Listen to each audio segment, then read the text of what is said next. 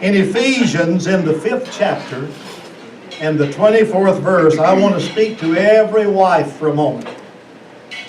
It says, a wife should always put her husband first. Now before you say amen, you better wait till the word ends. That's a good place to jump in, but now you're going to be in deep water any moment. And it already bad, all right. It says, just as Christ, and we have put the church first. So that means everything that we do, we're doing it for God's glory. So when you honor your husband, you honor him because he's a man of God. And if he's not a man of God, you pray for him until you see the victory in his life. And then in the 25th verse, it says a husband should love his wife as much as Christ loves the church. How much did he love the church? He died for it. And you and I need to be standing there. We need to be the husband that God has fashioned us to be. My wife and I was coming home from church one Sunday, and as we drove along, she laid her hand over on my leg, and I like it when she does that. She patted me on the leg, and she said, Lee, you are a model husband. I couldn't hardly reach the steering wheel. And I came home and called. We have 3 daughters, and I called our oldest daughter and I said, Nina, your mother said I'm a model husband. And she said, well, Daddy, you're a good daddy. And I suspect maybe you are. And then I called our middle daughter, Teresa. That was a mistake. I said, Teresa, your mother told me I'm a model husband. And she said, did Mama really say that? I said, yes, Mama really said that. And I called her baby daughter, and she said, our Faith. And she said, well, Daddy, you are a good daddy. Well, I gloated over that. Boy, I'm right what the Word of God says I ought to be. I'm standing strong and tall in my wife's eye. And so I finally made my way into the office and got my dictionary and M and M-A-M-A-M-A-M-O. I got an M-O, and I looked at M-O-D-L-E. You know what the word model means? A facsimile of the real thing. Now, that woman wasn't funny. I thought she was paying me a compliment over anybody else. Then over in 1 John, the 4th chapter and the 7th verse, it says, Beloved, let us love one another, for God is love. And if you love someone, then God is in you. But now, how have we made that word love so universal? And it's attached to almost everything that we do.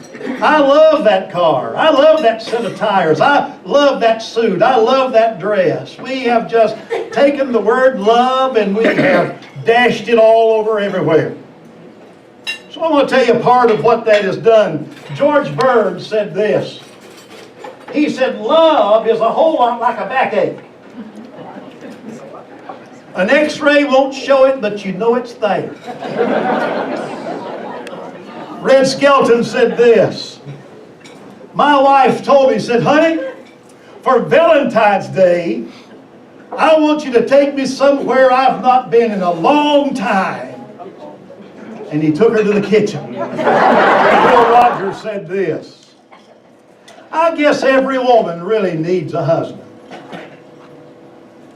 After all, there's some things you can't blame on the government. So then we look at love in a second way. There's through the life of comedians and those who like to make fun, and it's worthwhile. It's not anything that's out of order. It's worthwhile because it calls us to attention. Love through the eyes of husbands and wives. A husband was always hearing his wife say, well, today I'm going to the beauty parlor. I'm going to have another mud pack put on. And he said, you know what? Isn't this a little bit backwards? You're absolutely beautiful. And you're having the mud packs on, and look at me. So she said, all right, I'll send you to the beauty parlor. And we'll have a mud pack put on, and they did. And somebody asked her a day or two later, said, well, did that mud pack help your husband? She said, yeah, but it fell off. It's strange sometimes how our love falls off. I wish everybody in the house could be as lucky as Evelyn and have a perfect man like me. Isn't that sort of the way we look at it at times? Not because we say that in word, but we live that out. We need to remember those little things along the way in our love that called us to attention, made us think about why we really are in love one with another. A man and a woman was sitting out on their porch in the swing, just a swinging and a swinging. And she looked over and she said, Zeke? And he said, what, Clementine? She said, Zeke, you remember when I used to scoot over real close to you like this? And she scooted right up next to him.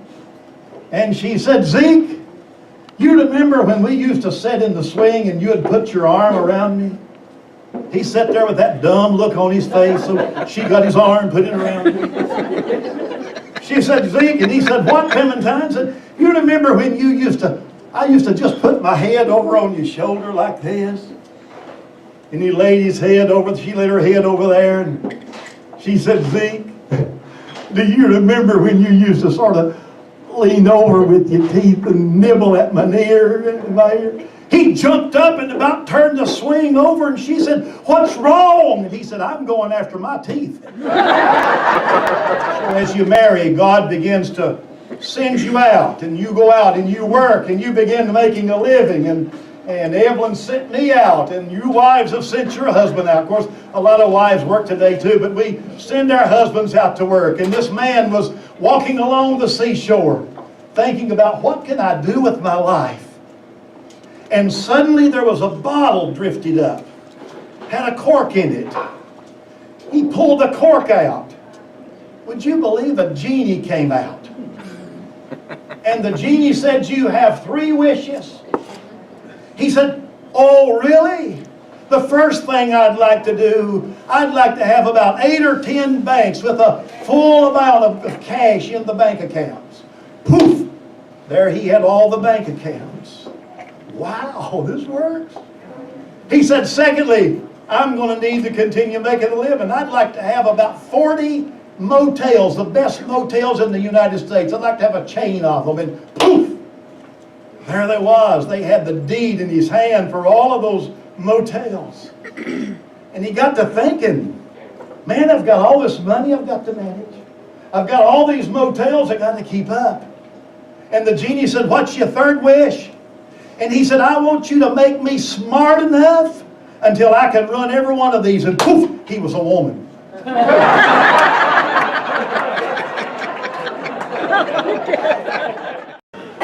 Everybody has to ask them the question, why did I do this? Why did I marry him, or why did I marry her? And this woman was walking along the way, and as she just made her way thinking about who can I choose in my life as a husband. She thought about the boys she was in school with. She thought about men that she had met. And as she walked along, there was a frog there, and the frog went, and she looked down and she said, did you whistle at me? And the frog winked. And said, what are you doing? Said, are you whistling and winking at me? Yeah. So she reached down and she picked the frog up, and he said, oh, kiss me and I'll be a handsome prince. And she found a box, put the frog in the box. As they walked along, thump, thump, thump, thump, thump on the box, and he said, kiss me, kiss me, kiss me, and I'll be a handsome prince. Finally, she showed the frog to one of her friends. And the friend said, well, why don't you kiss it? Why don't you kiss the frog and you'll have a handsome prince? She said, can you think of the money I'm going to make with a talking frog?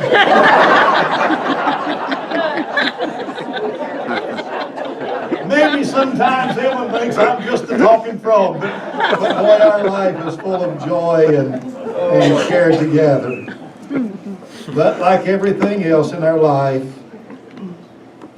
we began to grow old. And this man, as his wife grew old and older and older, she finally asked him one day, she said, honey, will you love me when I get to be old and gray? He said, I've loved you through 70 other colors, why not gray?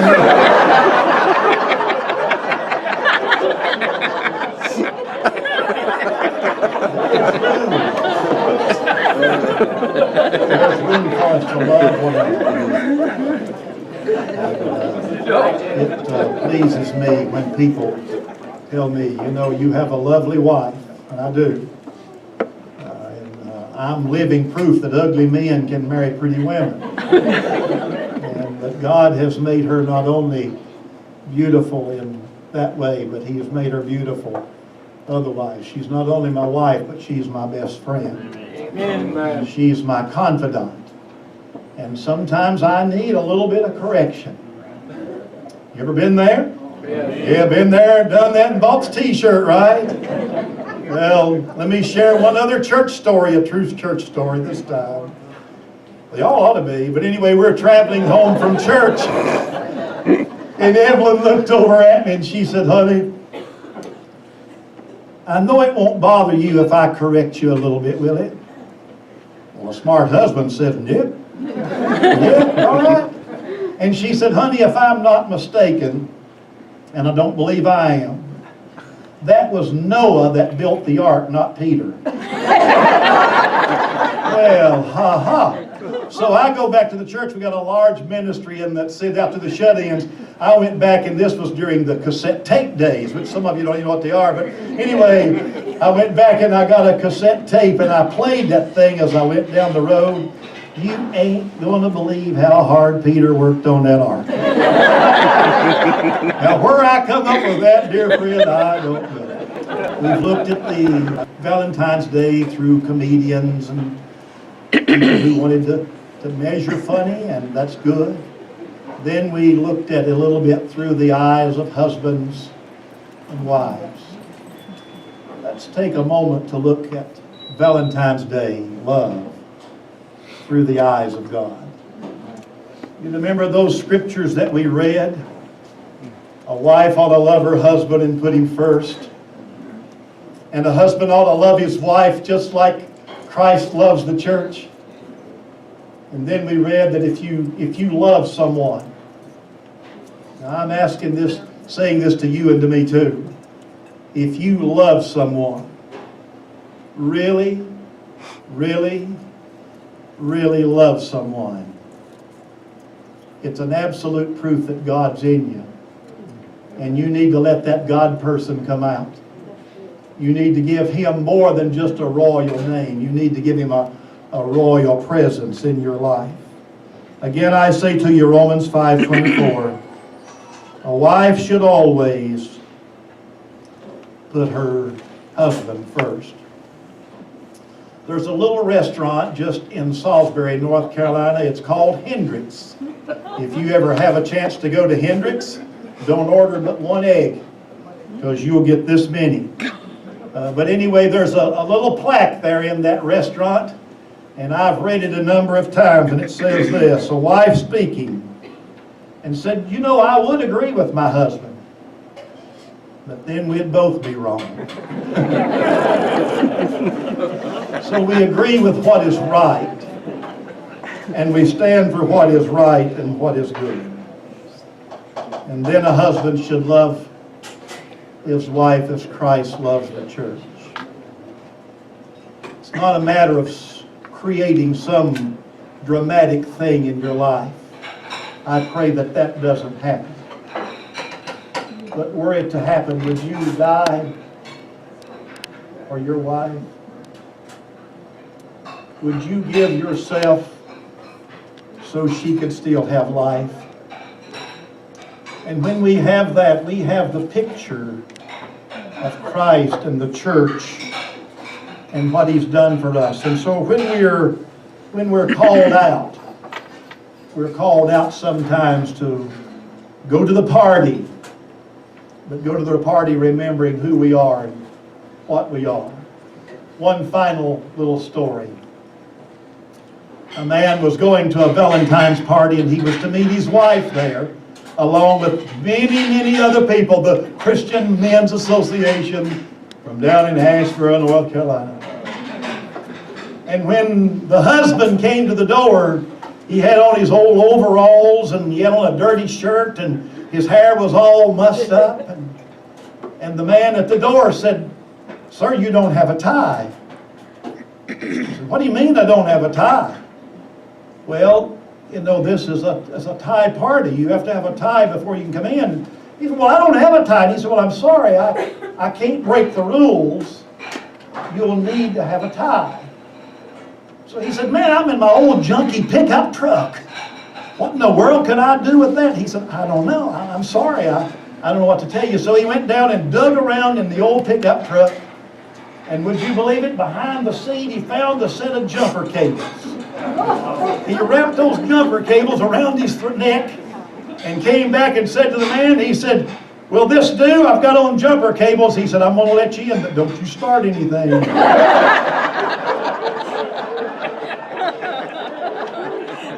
Didn't come to start anything.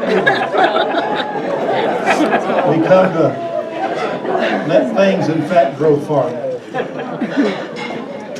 What a nice time and a good time for you to look at your wife and to tell her you love her. "I love you, Emily." And what a good time for a wife to look at her husband and say, "I love you." And then I close with these words. God is in you, my friend. If you meant what you said, God is in you, my friend. If you meant what you said, God is in you, my friend.